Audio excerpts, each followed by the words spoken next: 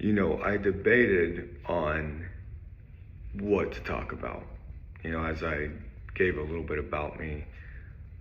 But I think I just want to talk about some core significant events that shaped who I was. And the first one is the first time that I knew God, or talked to God, or had an experience with God. When I was younger, I won't disclose the age, but very much a child, I had suffered with really negative feelings. If you're someone who struggles with depression or sadness, I want you to know that there are people who understand what that's like. And I don't really know where these feelings came from. I was kind of introverted. I had a mother that was loving. There was definitely, some craziness. I think that we all have it. But long story short, the first time that I heard God was a suicide attempt.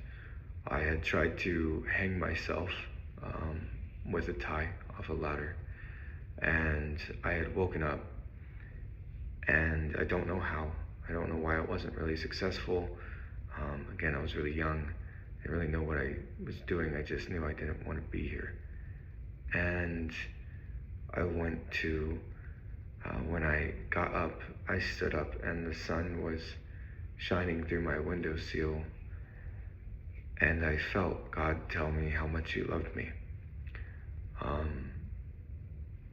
don't really know how to explain it, but it felt like I was getting a big hug and that I was supposed to be here.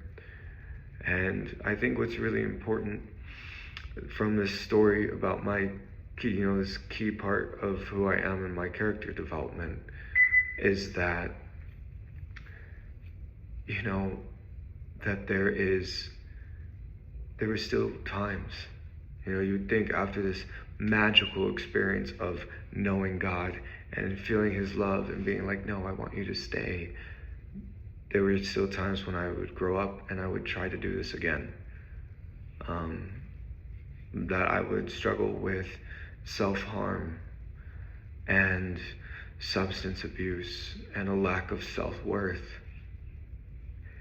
And I tell you guys about these things because there are things that followed me all the way from when I was a child into my adult life that are slowly going away because I'm now at a point where I'm finally surrendering to God.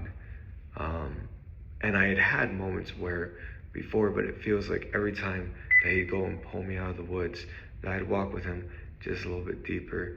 And I think now that I'm an older man, that I never want to go into the woods again. And I'll show you in the next video this little picture that I have right above my desk of this little lamb that's all muddy and he's in the rambles, and you can see a faded out figure of Jesus. It's crazy because He's not just reaching and picking him up. No, He's running after him, and you can tell. And that is the way God is running after you. I'm really surprised that just off a couple videos that there's a few shares and a few views. I don't know how the algorithm works, but I hope that my message is profound to you, is real to you.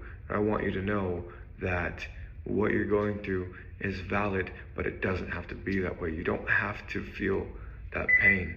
You don't have to struggle. You don't have to fight. You can be free. I'm telling you, you can be free.